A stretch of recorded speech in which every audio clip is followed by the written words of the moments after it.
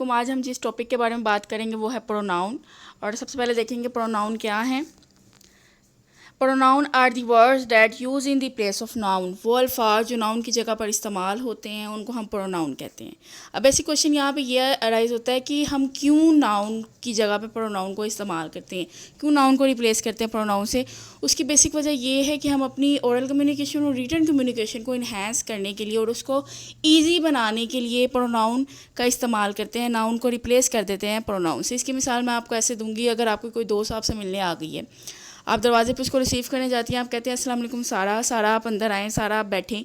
तो आप यहाँ पे देख रही हैं मैं नाउन का इस्तेमाल कर रही हूँ। अगर मैं उसकी जगह कहूँगी अस्सलाम वालेकुम सारा आप अंदर आएँ, आप बैठें, तो मैंने अब यहाँ पे सारा को रिप्लेस कर दिया आपके साथ, तो मेरे लिए बोलना भी आसान हो गया। इसी तरह अगर मैं इन जुमलों को लिखूँगी तो मेरे लिए लिखना भी आसान हो जाएगा और मेरी जो कन्वर्सेशन है वो एक अच्छे अंदाज में लगेगी। अब हम देख लेते हैं कौन से अल्फाज हमारे पास प्रोनाउन हैं। He, she, it, we, they, you, his, her, them, our, my, mine, ये तमाम क्या है हमारे पास प्रोनाउन हैं। आगे उसकी एग्जाम देख लेते हैं। Kind of pronoun: personal pronoun, reflexive pronoun, emphatic pronoun, relative pronoun, demonstrative pronoun, indefinite pronoun, distributive pronoun, reciprocal pronoun, exclamatory pronoun और इंट्रोगेटिव प्रोनाउन। अब इनको देख लेते हैं डिटेल से। पर्सनल प्रोनाउन वो प्रोनाउन होते हैं जो नेम ऑफ पर्सन, प्लेस और थिंग की जगह पर हम इस्तेमाल करते हैं, मतलब वो नाउन की जगह पर इस्तेमाल होंगे। और ये देयर आर 3 पर्सन, ठीक है। फर्स्ट पर्सन, सेकंड पर्सन और थर्ड पर्सन होता है। और इसमें हम देखते हैं कि सब्जेक्टिव, ऑब्जेक्टिव और पोजेसिव प्रोनाउन आते हैं। सब्जेक्टिव प्रोनाउन आपको नाम से पता चल रहा है, वो प्रोनाउन जो सब्जेक्ट को रिप्लेस करेंगे, किसी नाम को रिप्लेस करेंगे। जैसे सारा की जगह मैंने इस लगाया या शी आएगा तो वो सारा को रिप्लेस कर रहा है। सारा क्या सब्जेक्ट है। अगर किसी ऑब्जेक्ट को रिप्लेस करेंगे, ठीक है, कोई भी ऑब्जेक्ट हो सकती है, पेन है, पेन की जगह मैं इट का इस्तेमाल करूंगी तो पेन जो है वो ऑब्जेक्ट है, ऑब्जेक्ट को रिप्लेस करेंगे तो ऑब्जेक्टिव प्रोनाउन। और पोजेसिव प्रोनाउन पोजेशन के लिए, मलकियत के लिए जो प्रोनाउन होते हैं, जैसे माई, माइन, ठीक है, ये तमाम पोजेसिव प्रोनाउन हैं। अब इसमें देख लेते हैं फर्स्ट पर्सन में आई और वी आता है और सेकेंड पर्सन यू होता है और थर्ड पर्सन में ही, शी, इट और दे का इस्तेमाल किया जाता है। उसके बाद हमारे पास आ जाते हैं reflexive pronoun. Reflexive pronoun reflect करते हैं, जो पहले आने वाला नाउन या प्रोनाउन होता है उसी को रिफ्लेक्ट करते हैं।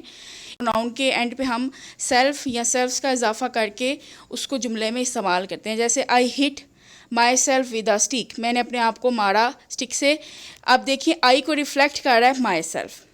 आगे उसके आ जाता है emphatic pronoun is a word use to place special emphasis on an other noun and pronoun. ये आपको स्पेशल और अनएक्सपेक्टेड थिंग्स के बारे में बताने के लिए इस्तेमाल किए जाते हैं। इनको इंटेंसिव प्रोनाउन भी कहते हैं। जैसे एग्जांपल से आपको और अच्छा क्लियर होगा, the king himself was not there.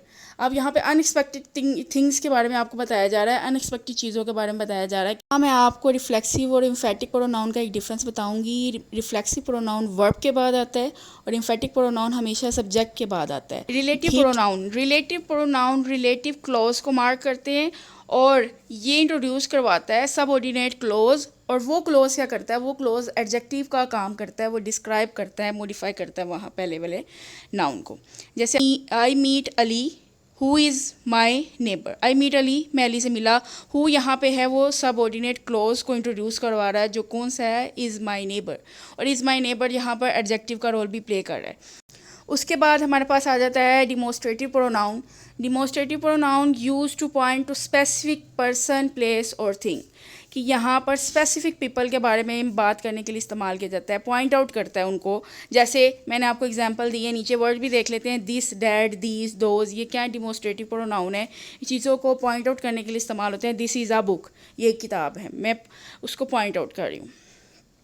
Indefinite pronoun, जब हम चीज़ों में से किसी चीज़ को रेफ़र नहीं करते, मैं कहती हूँ कुछ लोगों का हजूम था, अब वो कौन से लोग हैं मैंने स्पेसिफिक नहीं किया, तो वो प्रोनाउन जो रेफ़र करता है दूसरे पर्सन, प्लेस को और विदाउट बीइंग स्पेसिफिकेट, ठीक है, उनको स्पेसिफिक नहीं करता, तो उनको हम क्या कहते हैं, इनडेफिनेट प्रोनाउन कहते हैं।